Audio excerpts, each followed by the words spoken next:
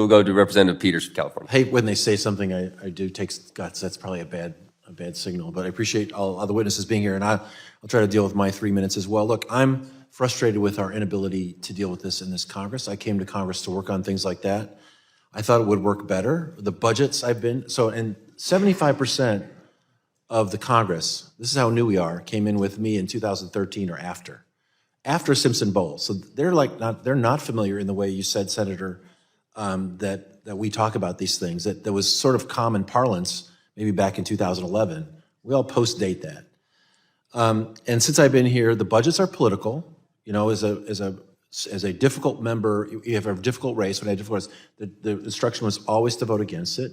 Mr. Arrington produced the budget. It's a political document. I think we just have to acknowledge that. If we do budgets at all, sometimes we don't even do budgets, right? So it is not working here. It's just not working.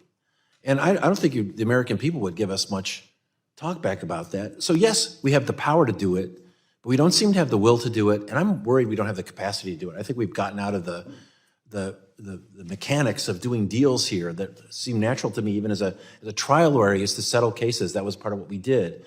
That doesn't happen here. It just doesn't happen here. Then we'll make speeches about what the best answer is, and then we'll go walk our own way. We've made our record. We haven't made progress. It is a different situation here. Now we're borrowing almost $2 trillion a year just to pay our expenses. We're putting groceries on the credit card. And as a result of that, this year we're spending $663 billion in interest. That's not investment. That's not money that's going into any good use. That's paying for what we already did in the past. By 2027, we'll be spending more on interest than we are in defense. As a Democrat, I really want to do the child tax credit. I can tell you, I think that's one of the most important anti-poverty, pro-children investments we can do. It's expensive. I can't afford it if we spend all the money on interest. I can't make that argument. I also say, finally, that the answer has got to be bipartisan. It just is obvious to me that politics is as much of a fact here as science or numbers or arithmetic or anything else. You need 218, you need 60.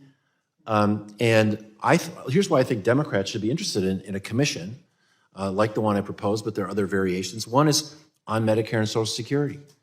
I think that there are people who want to cut Medicare and Social Security. I'm on Jan's side. On Jan Schakowsky's side. I want to preserve that program. But current law doesn't provide for general fund funding. Current law doesn't provide for the good integrity proposal that Mr. Boyle proposed or that Mr. Larson's proposed. Current law is going to cut benefits by 23-25% when the lines cross. And if you want to cut Medicare and Social Security, what you do is nothing, because you're already on track to win that battle, if that's what your real goal is. If you want to save it, the sooner you do it, the better off we are. I don't see that happening without a commission. That's why we have to have it. The other thing is, finally, on tax cuts.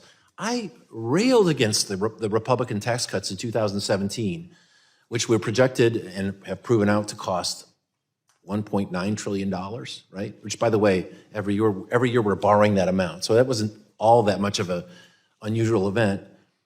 And we're going to see the same pressure from Republicans to extend those in 2025. And if we don't have a cop on the beat, this commission, we're going to have the same conversation where I'm told that these things pay for themselves. I'm tired of that. Democrats need to push back on that. To do that, we need people in the room dealing with facts. I don't see a way to do it other than a commission. I hope we'll get around to that. I really think it's the only practical way to deal with this problem, because I think we've proven over 20 years that this doesn't work. And people come to me now and they say, back in 1993, we did it this way. Back in 1983, we did it this way.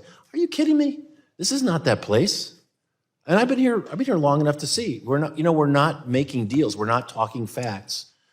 We're really this. I'm going to say finally, this chairman and this ranking member have been really good. Set a good example for how to not be performative. But we're still not getting the job done here. And I think we need a kick in the pants. We need the support of people in the room dealing with facts, outside experts and members working together. I think we should give it a shot, and I yield.